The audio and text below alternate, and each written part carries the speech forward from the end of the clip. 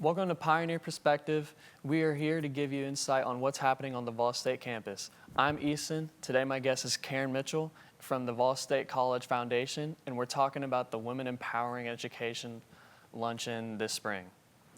How you doing, Karen? How's your day been? It's been great. How about yours? Going good. How about you tell us about yourself and tell us more about what you exactly doing here? Well, I am Karen Mitchell, and as you already said, I am Vice President for Advancement and Executive Director of the Volunteer State College Foundation. It is a separate nonprofit organization, its own separate 501c3, and our mission is to raise money for scholarships and other projects of Volunteer State Community College. So just for students who are attending Vol State, that's our mission. I have been here for 18 years, and that's how long the Women Empowering Education Luncheon has been going on. We started this the first year that I came. We called it Educate a Woman then, and we've since changed it to Women Empowering Education Luncheon. My background is in nonprofit, and I have a real passion for helping people get over the finish line with their education. What was the prominent moment where you had this passion for helping others and providing all of this opportunity for other people?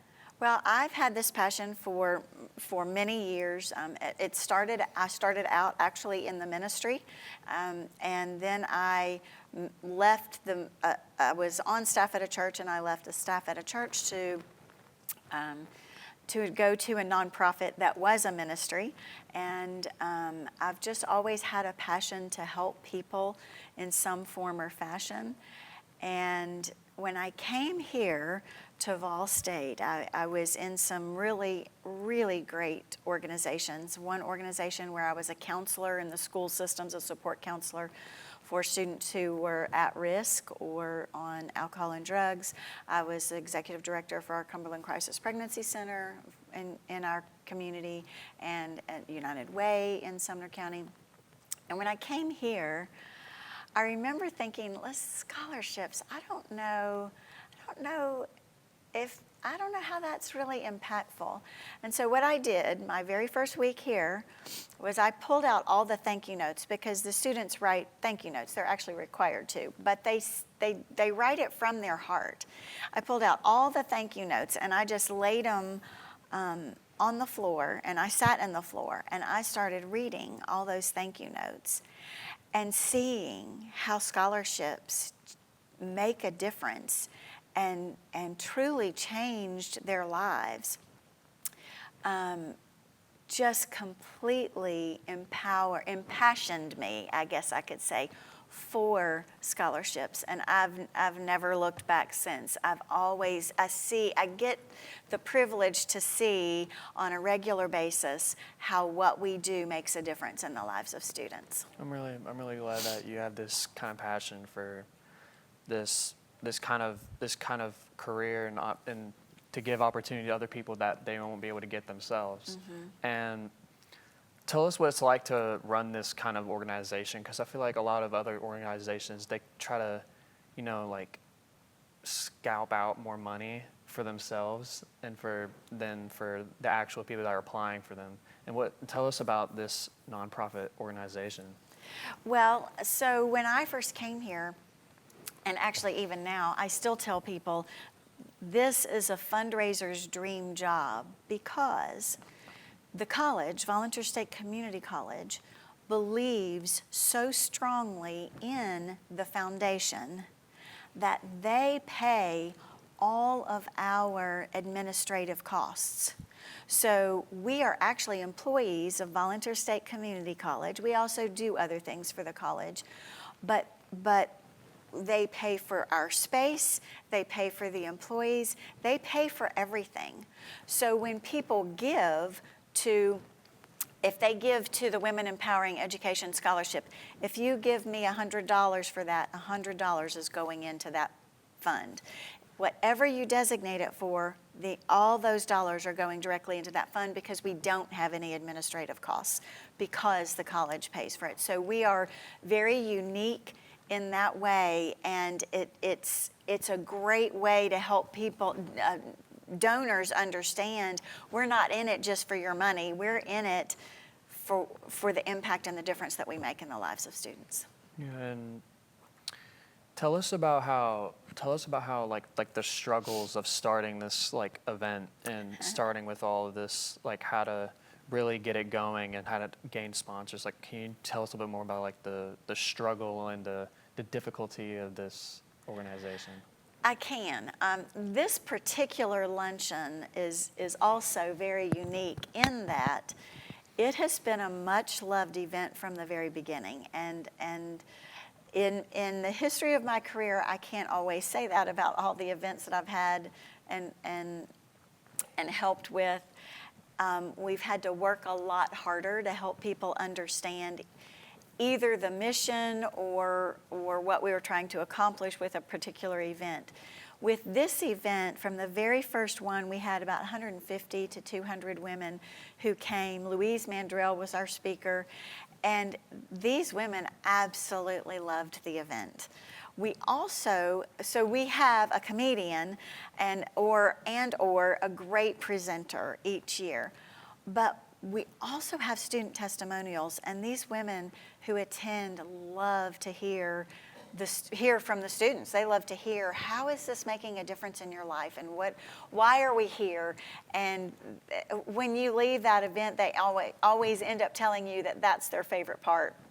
But typically, there are struggles in getting sponsors at most events. This event has been unique in that we really haven't struggled. People have just said, hey, we want to sponsor this next year, or I really want to come next year. And when they come and are a sponsor, then they stay and sometimes grow other sponsors. And in the past, we've had waiting lists. We moved from a great venue, First Baptist Church in Hendersonville, let us have this event for many years there, and we outgrew it. They had 400, and we started having a waiting list. So now we're at Our Lady of the Lake Catholic Church in Hendersonville on Friday, April the 4th from 11 to 1. But we're there now, and we are going to probably get really close to their 500 that is their max there. So there are some challenges, obviously, with helping people understand the message and why we're there. But this particular event, it seems like the women really understand the message, and that's the biggest hurdle, is getting the message across as to why we're doing this. That's really great to hear. Can you give us more a little insight of what exactly this event is and what it can offer for the people that come to attend this? Sure. First of all, we can just offer a fun time for everyone when they attend. We have a great lunch provided by a local caterer that everyone loves.